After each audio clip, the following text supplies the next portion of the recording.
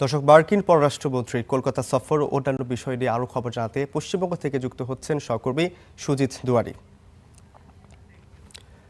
সুজিত, শুভ সকাল। আপনার কাছে একটি বিষয় জানতে চাই, আসলে মার্কিন পররাষ্ট্রমন্ত্রীর যে কলকাতা সফরের কথা রয়েছে, এটি আসলে ভিন্ন কোনো বার্তা রয়েছে কিনা, কি বলছে সরকার?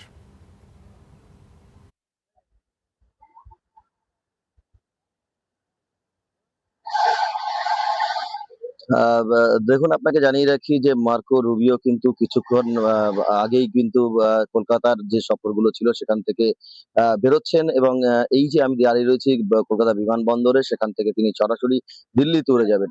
তার আগে আপনাকে জানিয়ে রাখি একেবারে সকালবেলা কিন্তু আজকে বিমানবন্দরের এই ৪ নম্বর ভিআইপি গেট থেকে তিনি বেরিয়ে গিয়েছেন মাদার হাউসে এবং সেখানে দীর্ঘক্ষণ তিনি থাকেন, প্রায় ঘন্টাখানেক থাকেন, সেখানে প্রার্থনা করেন।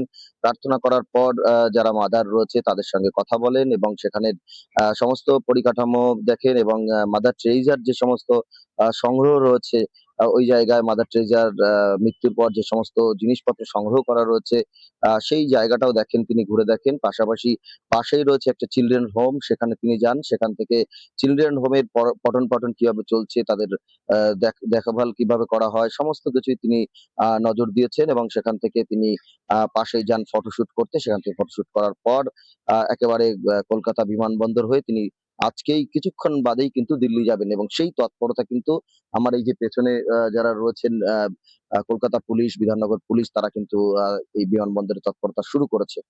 আপনাকে আরো একটা বিষয় জানিয়ে রাখি যে এই মার্কোর যে ২৩ থেকে ২৬ অর্থাৎ ৪ দিনের যে সফর, সেটা কিন্তু যথেষ্ট গুরুত্বপূর্ণ সফর। কারণ এই ৪ দিনের তিনি কিন্তু একেবারে আ আ কথা বলবেন প্রধানমন্ত্রী নরেন্দ্র মোদী এবং আ আ বিদেশ সচিব মন্ত্রীর সঙ্গে কথা বলবেন। পাশাপাশি আ আরো যেটা রয়েছে যে তিনি কথা বলবেন অস্ট্রেলিয়ার বা বা বিদেশ সচিবের সঙ্গে কথা বলবেন। আরো একটা বিষয় বলি, আ এই যে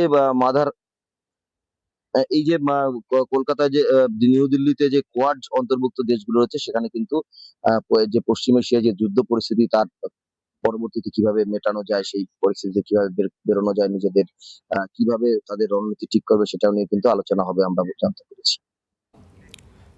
সুজিত, আপনাকে অসংখ্য ধন্যবাদ আমাদের সঙ্গে যুক্ত হয়ে গুরুত্বপূর্ণ তথ্য দেওয়ার জন্য।